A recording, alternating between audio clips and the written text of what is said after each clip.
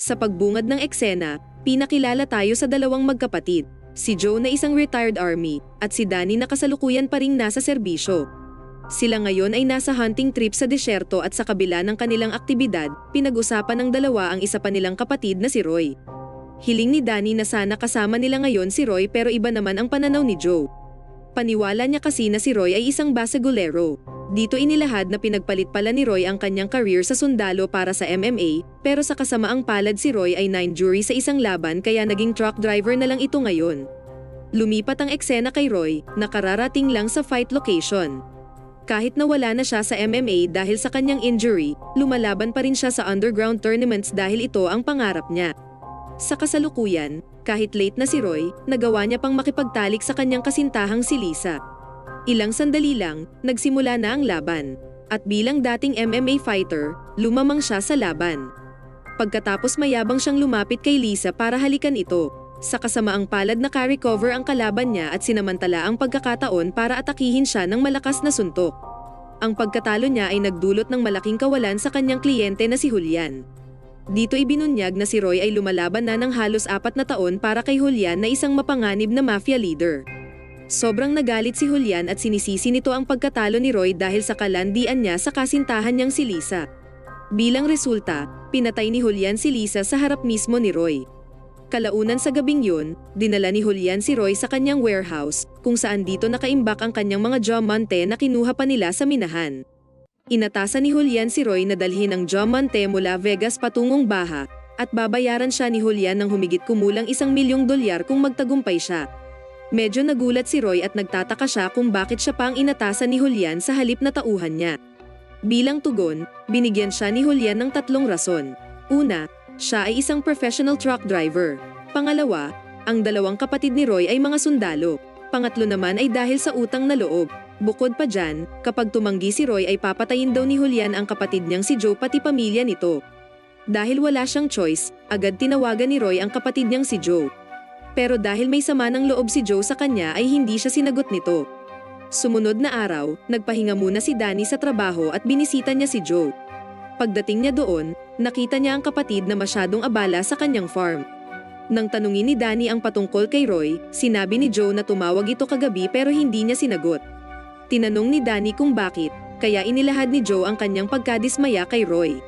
Sinabi niya na tatawag lang daw si Roy kung may kailangan. Maya-maya lang nasurpresa sila nang biglang dumating si Roy.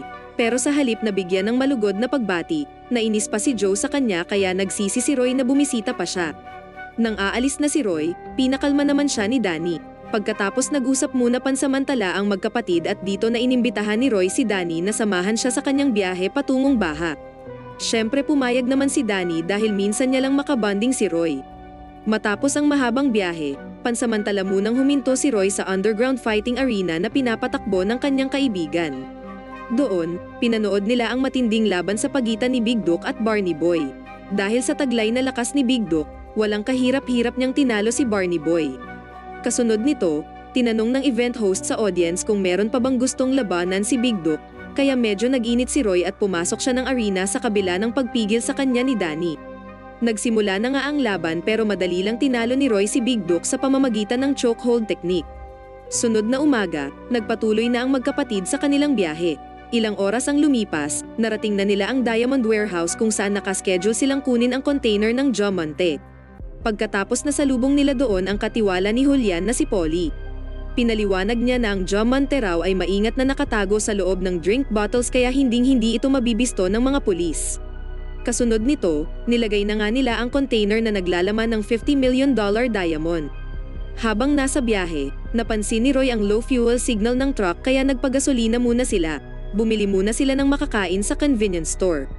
Ilang minuto lang, isang grupo ng mga nakamaskarang gangster ang dumating at kinuha nila ang truck. Isa sa mga gang members ay minanipula ang wirings ng truck para paandarin ito, habang ang ibang miyembro naman ay nagpaulan ng bala at namatay ang store owner sa proseso. Pagkatapos nagtagumpay nga ang mga magnanakaw makuha ang truck. Hinabol pa sila ni Roy pero huli na ang lahat. Hindi lubos maintindihan ni Danny ang pangyayari at tinanong niya kung sino ang mga yon. Gayunpaman, wala nang oras si Roy magpaliwanag sabay nakiusap siyang kunin nila ang sasakyan ng store owner para habulin ang mga magnanakaw. Kalaunan nahabol nga nila ang truck pero nang barilin sila ng magnanakaw, napilitan ang magkapatid na huminto muna. Sa puntong ito, galit na humingi ng paliwanag si Danny kay Roy. Gusto niyang malaman kung ano ang nilalaman ng container. Dahil wala na siyang choice, napilitan si Roy aminin ang katotohanan na ang laman ng container ay mga diamante na nagkakahalaga ng $50 million na pag-aari ng mafia kingpin. Hindi nagtagal, nakarating ang balita kay Julian at lubos siyang nagalit. Sinimulan niyang magsuspecha na marahil niloko siya ni Roy at tinakas nito ang mga diamante. Kalaunan sa gabing yun, ang police officer na pinangunahan ni Detective David Johnson ay dumating sa crime scene para simulan ang investigasyon. Tumambad sa kanila ang abandonadong truck ni Roy ngunit wala na itong laman. Kinaumagahan, ang mga gangster ay bumalik sa parehong warehouse. Lumalabas na sila pala ay walang iba kundi mga tauhan din ni Polly at maingat na plinano niya talaga ang pagnanakaw. Mahusay niyang plinano na nakawin ang diamante mula kay Julian sa pamamagitan ng pag-frame up kay Roy. Sa kabilang banda, naiwan si Roy at Danny sa disyerto. Napilitan silang maglakad papuntang bayan dahil nasira ang sasakyan nila dahil sa dami ng tama ng bala. Habang naglalakad, sinabi ni Danny na tama nga ang kapatid nilang si Joe patungkol kay Roy. Nagsisisi siya kung bakit sinamahan niya pa si Roy at nangakong hindi na siya sasama sa sunod. Sumunod na eksena, makikita natin si Joe na kararating lang sa bahay galing sa grocery store, ngunit tumambad sa kanya ang napakagulong estado ng bahay. Pagkatapos nagmadali siyang hanapin ang kanyang asawa at anak pero hindi niya ito natagpuan. Lumalabas na dinakip sila ni Julian bilang konsekwensya sa ginawa ni Roy. Matapos ang mahabang paglalakad, nakarating ang dalawa sa lokasyon na may signal. Napansin ni Danny ang ilang missed call mula kay Joe kaya tinawagan niya ito.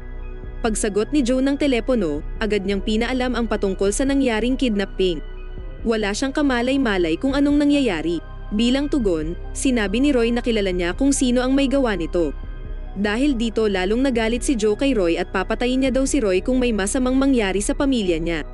Kasunod nito, tinawagan ni Roy si Julian para kausapin. Inamin niya ang totoong nangyari at sinigurado niya kay Julian na babawiin niya ang mga diamante. Naglaan si Julian ng 48 hours para muling mabawi ang diamante at kung mabigo siya ay papatayin ni Julian ang asawa at anak ni Joe. Nang marinig ito, sobrang dismayado si Danny at Joe kay Roy dahil ibinuwis pa nito ang buhay ng kanyang pamilya para lang sa kanyang illegal na trabaho. Gayunpaman wala na silang oras pag-awayan pa ito dahil may mas mahalagang bagay silang dapat unahin. Kaya naman, nagpa siya ang tatlong magkapatid na magtulungan para sagipin ang pamilya ni Joe. Habang hinihintay ni Danny at Roy si Joe, nakita naman sila ni Detective Johnson. Sa kabila nito, pinili nilang wag munang abalahin ang magkapatid dahil wala pa naman silang ebidensya. Sa halip, nagpa siya ang detective i-monitor ang kanilang aktibidad. Samantala, pumunta si Joe sa secret underground bunker kung saan nakaimbak dito ang iba't ibang armas. Kumuha siya ng ilang dekalibreng armas bago umalis. Matapos ang ilang oras na biyahe, narating niya na ang lokasyon at ang una niyang ginawa ay binugbog si Roy.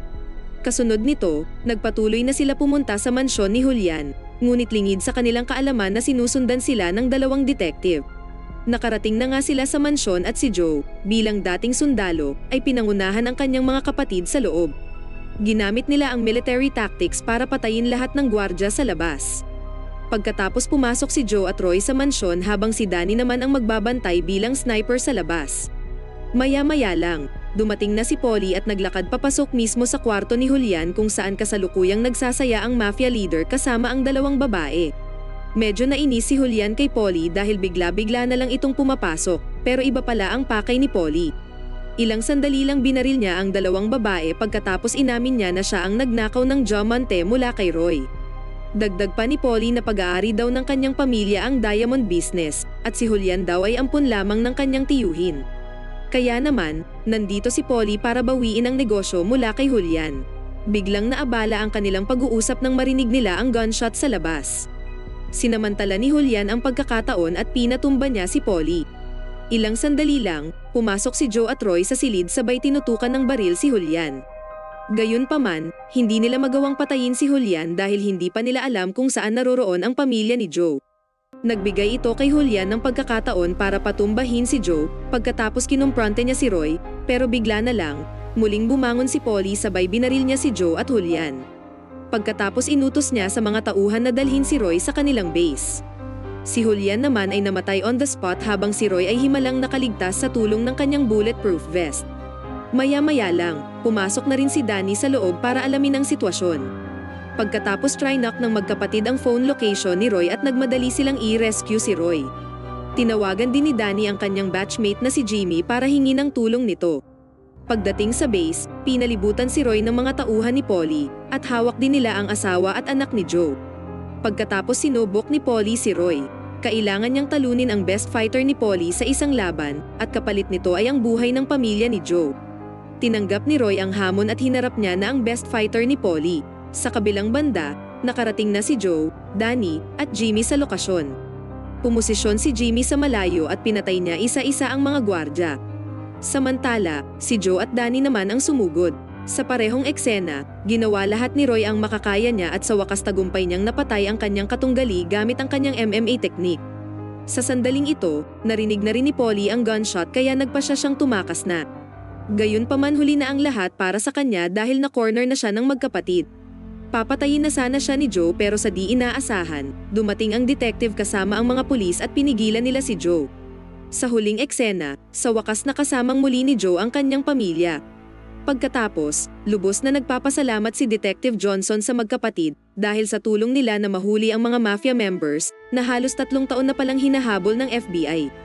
Nagtapos ang pelikula kung saan sa wakas ang tatlong magkapatid ay muling nagsama at muling bumalik ang kanilang relasyon. Si Roy naman sa kabilang banda ay tinihil na ang kanyang underground fights at sa halip ay tinulungan niya na lang si Joe sa farm nito.